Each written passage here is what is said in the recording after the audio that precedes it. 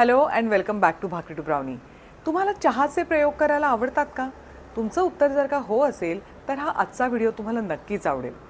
मी याआधी पण तुम्हाला चहा कॉफीला एक खूप छान ऑल्टरनेटिव्ह दिलेला आहे, गरम सरबत. ज्यांनी तो मिस केला आहे त्यांच्यासाठी मी पुन्हा लिंक देतेच आहे. पण आजचा हा जो चहाचा प्रकार आहे तो उसाचा नॅचरली येणारा गोडपणा आणि संत्र्यामुळे येणारा अतिशय गोल्डन असा छान रंग असा हा गोल्डन केन टी आहे. चला बघूया. आपल्या आजच्या या चहासाठी मी इथे 150 ते 250 ग्रॅम उसाचे कर्वे घेतलेत. साधारणपणे 18-19 पीसेस आहेत. इथे एक मँडरिन घेतला आहे, ह्यानी रंग छान येईल. आणि हे संत्र आहे ज्यानी आंबट गोड अशी चव नॅचरल येईल. इथे एक आल्याचा तुकडा आहे जो मी ठेचून घेणार आहे. आणि ही चहा पावडर जी आहे ती अगदी माइल्ड आहे. तुम्हाला आवडत असेल तर तुम्ही इथे ग्रीन टी घेतलात तरीसुद्धा चालेल. मी पाणी साधारणपणे 4 कप घेतलं आहे आणि झाकण ठेवून ते थोडंसं गरम व्हायची आपण वाट बघूयात. आता त्याला बुडबुडे यायला लागलेत. त्याच्यामध्ये मी हे उसाचे सगळे कर्वे घालून घेते आणि झाकण ठेवून आपण एक 10 ते 15 मिनटं बारीक गॅसवरती हे उकळू देणार आहोत.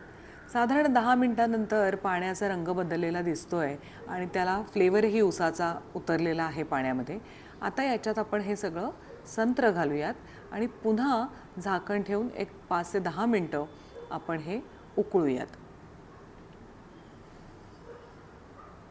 बघा पाण्याला आपल्या गोल्डन कलर छान आला आहे.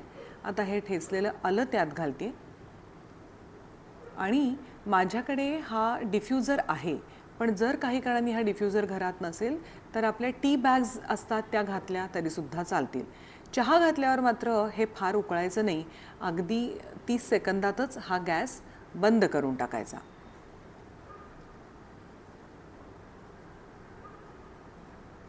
आपला चहा झालेला आहे. आता आपण हा गाळून घेऊयात. असा हा आपला गोल्डन केन टी रेडी आहे. तुम्हाला आवडत असेल तर तुम्ही ह्याच्यात लिंबू पिळू शकता, दालचिनी घालू शकता, मिंट घालू शकता किंवा वेगळ्या फ्लेवरचा चहा पावडरही तुम्ही वापरू शकता. भेटूयात भाकरी टू ब्राउनीच्या पुढच्या एपिसोडमध्ये. बाय.